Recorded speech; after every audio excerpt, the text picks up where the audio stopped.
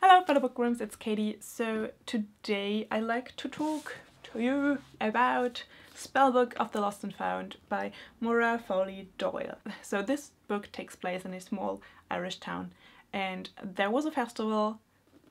At the end of the night, everybody in this town mysteriously starts losing things. One of our main protagonists, Olive, has to discover that she has lost more than just a silver slipper. She has lost, in fact, her best friend Rose, who in turn has lost something else significant, which she doesn't want to tell Olive what it is. Hazel also has lost something significant, but she refuses to tell her twin brother, Rowan. And when they finally come together, they discover the Spellbook of the Lost and Found, which might hold the key to this mystery. So that was a small little description of the plot, but you know, I don't want to give away spoilers because that would ruin the experience. So this book is magical realism,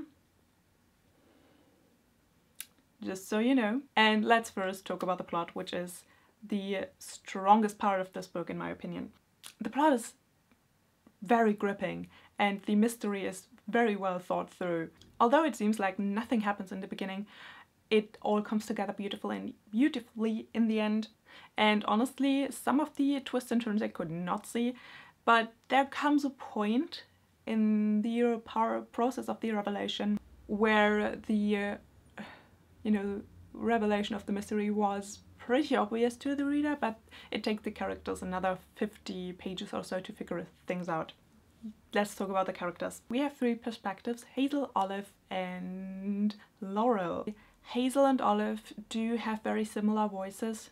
They're not very distinct, and honestly, if there wasn't their names on top of the page, I could not distinguish them from each other. But the characters all stay authentic throughout. And I especially love their great dynamic. I don't really know whose character dynamic was my favorite, but they all have one thing in common, and that is that they all are more than they seem at first. For example, Emily, who seems like a bratty little sister in the beginning, but well, I guess you just have to read it. It is a vast cast, so it can be a bit confusing at times, especially because they all have very similar plant and tree names. Let's talk about the world building, shall we? Seeing as this is magical realism, there is no real explanation to the mysterious and magical things that occur. I love the creepy and unsettling atmosphere in this book. It is perfect for this time of year. And although it is set in May, I believe, it's just like I was genuinely terrified in some parts of the book. And it is a believable setting of an Irish country town. So let's talk about writing, which might rub some people the wrong way. Because, you know, it is purple prose, it is very metaphor and analogy heavy. I think that is my kind of jam. I love that. I found the writing very beautiful. And it adds to the creepy feeling and confusion because you constantly ask yourself, is this real? Is this really happening, or is this just a dream? And then there's the thing that drove me personally a little bit nuts, especially in the last, I don't know, 70 pages or so. The overuse of the word softly. I've mentioned it before. I just can't with this word. Mostly it just doesn't make any sense.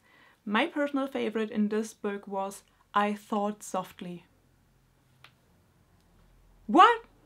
How is that even possible? What the fuck? I just wish the authors of this world would just cut this fucking word out of their vocabulary and just, you know, because I think I'm not kidding. It was on every other page, and it's very big font. There's not a lot on each page, so it just was too frequent for me. But despite that, let's talk about my personal thoughts and opinions. I definitely loved this story.